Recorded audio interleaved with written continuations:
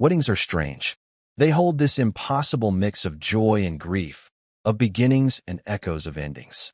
That morning, I tied my tie alone in the bathroom mirror, the same way I used to help my daughter with her ponytails before school. Now she was the bride, and I was just the man in the back row. The ceremony was held at a vineyard north of town. Rustic charm. Rows of white chairs facing a makeshift altar under a maple tree. Lanterns hung like memories. It was her dream, my daughter's. I knew because I'd paid for every detail. The floral arrangements, the catered farm-to-table dinner, the string quartet that played Here Comes the Sun as she walked down the aisle. But I wasn't the one walking beside her. That morning, her mother, my ex-wife, came up to me with that old, practiced grace. Lipstick perfect, dress tailored. She said, "Please stay out of the family photos, Paul. It's not the right image. You understand." I laughed, not because it was funny, but because it was so typical of her to care more about the image than the man behind it. I looked at my daughter then, standing nearby, eyes flicking from her mother to me. She didn't say anything. That silence, that cut deeper than anything her mother could have said. I stepped back. I watched as they posed, the happy family. Her mother, her new husband, my daughter, her new groom. All of them grinning like a magazine cover. I stood in the shade of a tree, hands in my pockets, trying not to feel like a ghost haunting a life he once built. It wasn't always like this. I used to be her hero. My daughter would run to the door when I came home from work. "Daddy," she'd shout, jumping into my arms. I built her treehouse. I stayed up late when she had nightmares. I drove through a snowstorm to pick her up from college when she broke her ankle. But when the divorce came, and her mother spun her stories, quiet, subtle things, suggestions more than statements, I started fading in the photos. Slowly, quietly, until I was just a name on the guest list. I took a seat at a table near the back during the reception. No one really spoke to me. Some nodded politely. I think one of the groom's uncles asked if I was from the catering company. The worst part wasn't being excluded. It was knowing I had allowed myself to become so invisible that even my daughter thought it was okay. The speeches started. Her mother went first, of course. She spoke about love and grace and second chances. About raising a strong woman. The crowd cheered. Glasses clinked. Then came her stepfather, the man she walked down the aisle with. He made a joke about not messing up his big entrance, and everyone laughed. He talked about how proud he was to stand beside her, how much it meant to him. No mention of me. I swallowed my wine and my pride. And then, the mic was open. The DJ said, "If anyone else wants to say a few words, now's your chance." For a second, I hesitated. I didn't want to ruin her day. I really didn't. But I also couldn't let this moment pass. Not with the weight of everything unsaid hanging in my chest like a stone. I stood up, walked to the front. People turned, surprised. Even my daughter looked up, uncertain. I took the mic.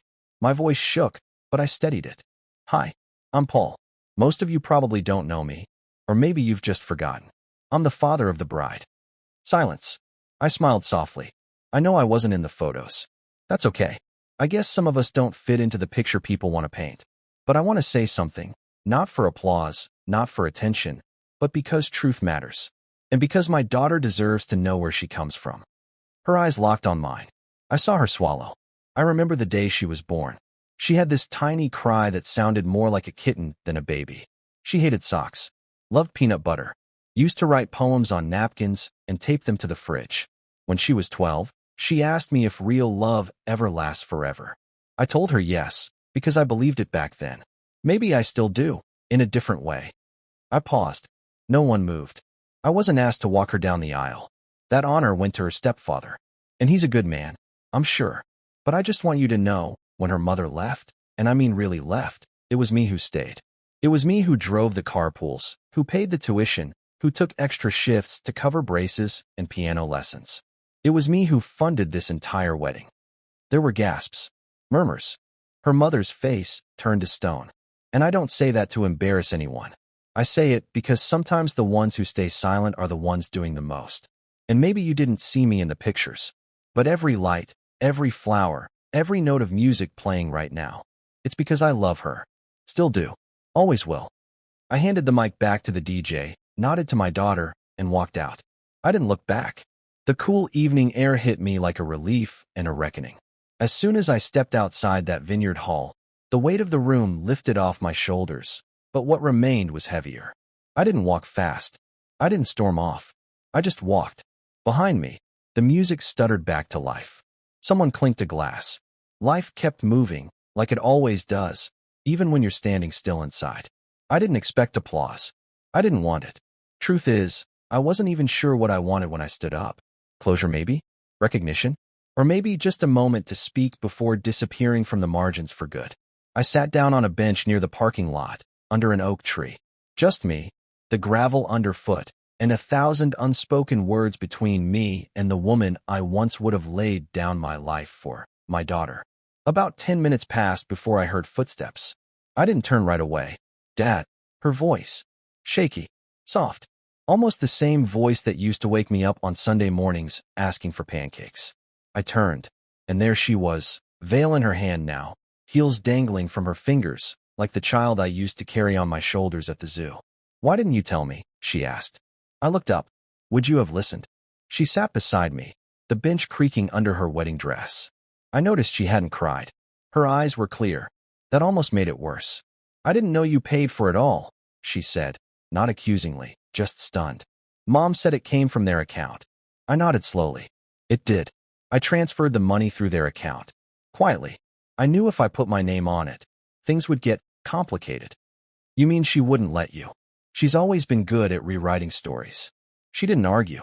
And that silence, that acknowledgement, meant more than an apology ever could. You walked out, she whispered. After everything. I had to, I said. Because staying would have meant accepting that it was okay to be erased. And I couldn't do that anymore. Not even for you. She looked down at her bare feet. I'm sorry. I wanted to be angry. For years of slow distance. For every birthday where I got a thank you card instead of a call. But all I felt was sorrow. For both of us. For the years we'd lost. Not to malice, but to misunderstanding and someone else's control. I just didn't know, she said again, almost to herself. I thought you didn't want to be involved. That you were distant. That's the story your mother told you. She flinched. I regretted it the moment I said it. I'm sorry, I added. That's not fair. She gave you a version of the truth. Maybe it was easier than admitting we both broke somewhere along the way. There was a long pause before she said, I remember that time you drove 6 hours to bring me my stuffed rabbit. I'd left it at Grandma's. I was 5. I smiled. You called her Mr. Flufferton. You screamed until I got him. You didn't even hesitate. You left work. You were crying, I said. That was all that mattered. She looked at me, eyes suddenly glassy. I'm sorry I forgot that. You didn't forget, I said. You just weren't reminded. We sat like that for a while. No wedding party. No photographers. Just a father and daughter trying to stitch back something that had unraveled for too long. Eventually, she stood up. They're probably wondering where I am. I stood too. Go be with your husband. It's your day? She hesitated, then stepped forward and hugged me, tightly, like she meant it. Not the polite hugs she'd given me at Christmas or graduations. This one had weight. Thank you, she whispered. For everything. I wanted to say so much. About how proud I was. About how much I missed her. But the words caught in my throat. So I just held her. When she pulled back, she said, I want to talk more. After the honeymoon. I'd like that. She smiled, then walked back toward the reception, her dress rustling through the gravel. I stayed there, just watching her disappear into the lights. And for the first time in a long while, I felt seen. Not by the guests. Not by her mother. But by her. That was enough. The next morning, I woke early. I hadn't slept much. My body was still, but my mind kept turning over the events of the night. I kept seeing her face during the speech, the way her eyes shifted, unsettled, when I said who really paid for everything. Not out of shame, no, but something more complicated. Recognition, maybe. The beginning of unlearning.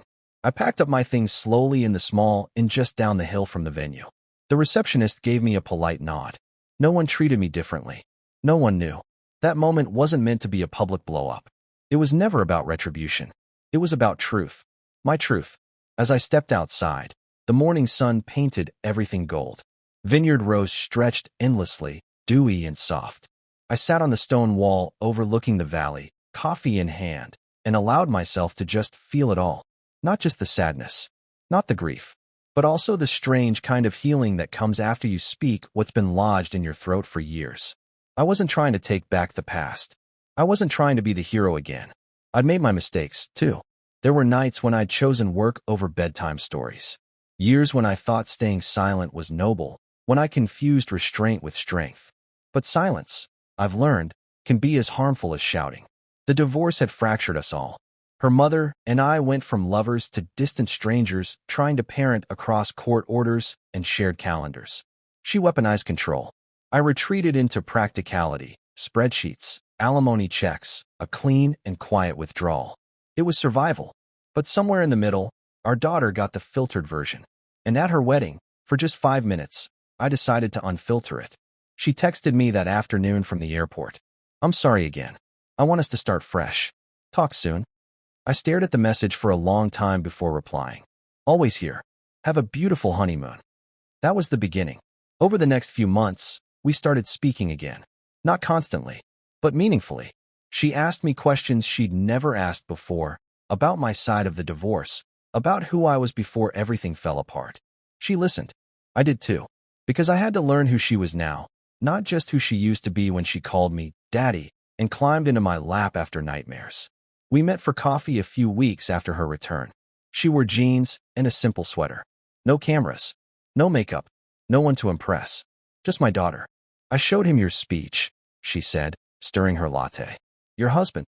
I asked. She nodded. "He said you've got more guts than most." "Did he also say I ruined the night?"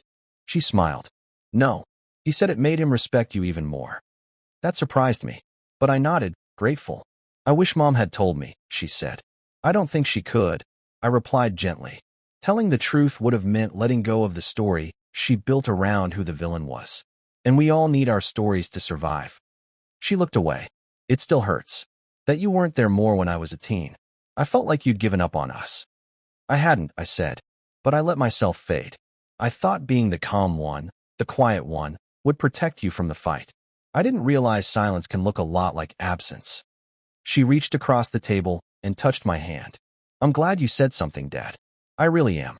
I needed to hear it." There were tears. There was laughter. We talked for hours, not about the past, but the present. What she wanted her marriage to look like. What I'd learned about loving and losing. We started rebuilding not just a relationship, but trust. Her mother never brought up the speech. I didn't expect her to. She thrives in silence and suggestion. That's her way, and I've made peace with it. Because the thing I was chasing all those years, acknowledgement, presence, inclusion, I realized I didn't need it from her anymore. I had it where it mattered. Months later, I got a photo in the mail. Just one. It was from the wedding. Not one I'd seen before. It was my daughter, turning her head just slightly during a dance, smiling mid-laugh. And in the blurred background, you could see me, standing by the tree, half out of focus. There, but not quite in the frame. On the back, she wrote, "Next time, you're not in the background." That photo sits on my desk now. Not as a trophy, not as proof, but as a quiet reminder. Sometimes love isn't loud. Sometimes it isn't glossy or included in the official album. Sometimes it's a speech you were never supposed to give, a truth you were never supposed to say, and a daughter who finally heard you.